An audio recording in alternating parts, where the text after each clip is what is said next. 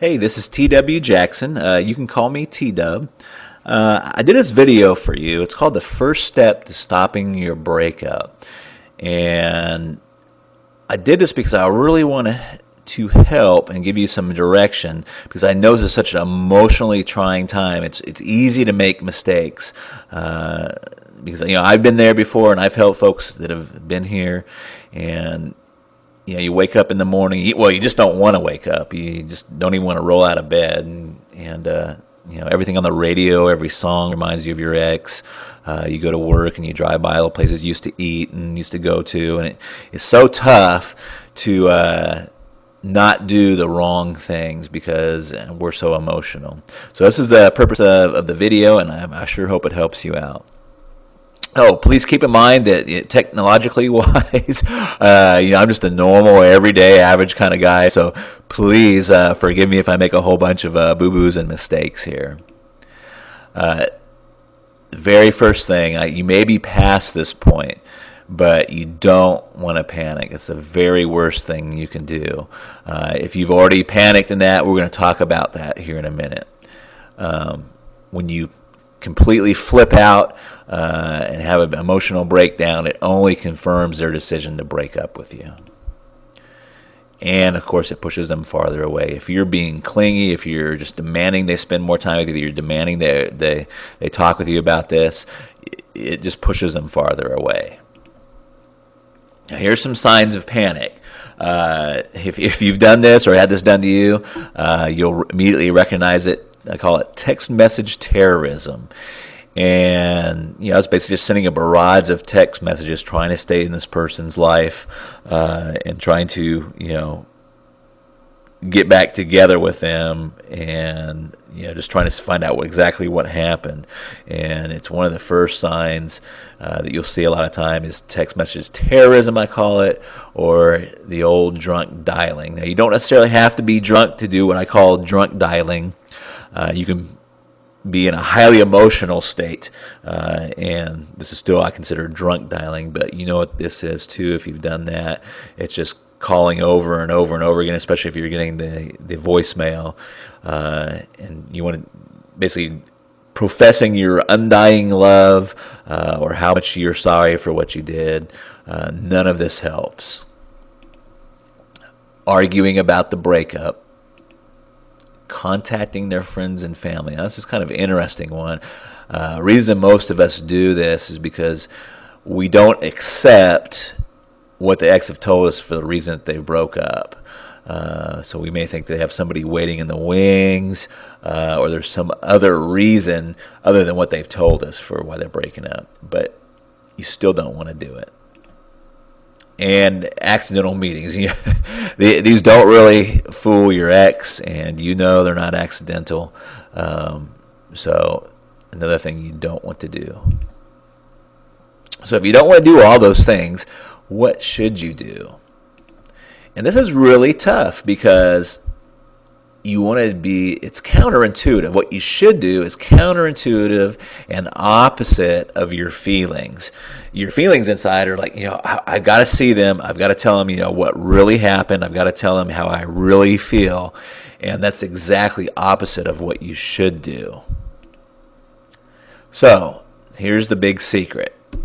For right now, you want to agree with the breakup. That's right. You just calm, you're cool, and you agree with the breakup. Again, that's calm, and you're cool and okay with it. Now, you may already be past this point. Like I said, you might have already kind of freaked out a little bit. Don't feel bad. That happens. But if you run into them again or see their friends or family, you now want to be calm, cool, and okay with the breakup.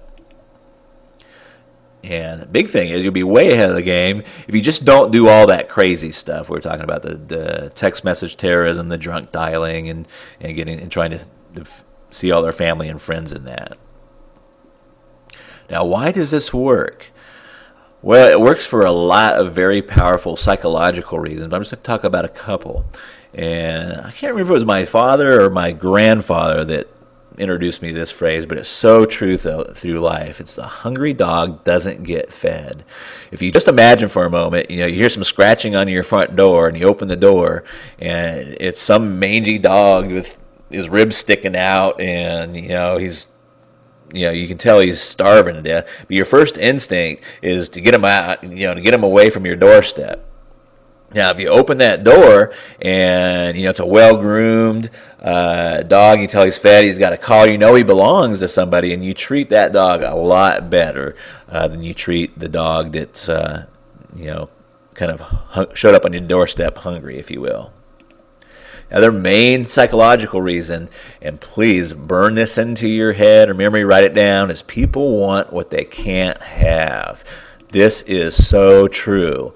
Whether it's jobs, when is it hardest to get a job? When you don't have a job. It's easy to get a job when you already have one. The same is true with money and credit. They loan money to people that don't need the money all the time. When you have no credit, it's almost impossible to get any credit. And the same things hold true with love and attention. So, if you've blown it, it's okay. Is there still a chance? You betcha. And here's what you want to do. You just want to write a short note and include these things. Don't add to it and don't take away from it. But you want to let them know you're okay with the breakup now. You tell him or her that you agree with the decision to break up. If you did something bad, like have an affair, just briefly apologize. If you didn't do anything bad, don't find something to apologize about. That will be worse. But if you did something bad, just briefly apologize. Then tell them something really exciting has happened in your life, and you need to tell them about it sometime. Let them know that you want to give them some time to themselves for now, and then close by saying, maybe at some point we can be friends. And remember, you want to be calm, and you want to have a cool tone. If you'd like a little example of this letter, just hang out for a second, and I'll give you a little example where you can get a little example. But this sets the stage for your next moves.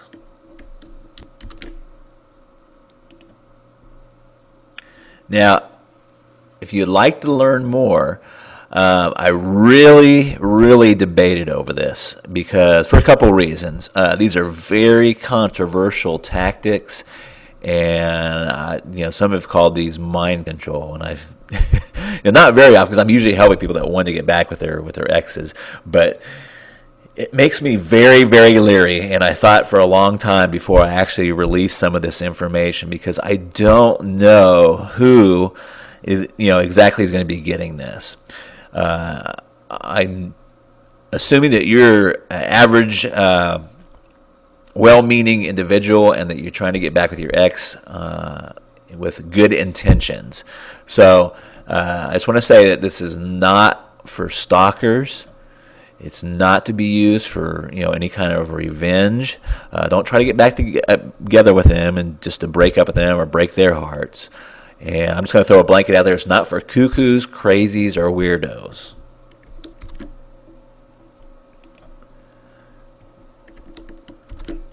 This is for just normal, loving people that have made some type of mistake in their relationships and want the best advantage of putting this back together and stopping their breakup and repairing their relationship.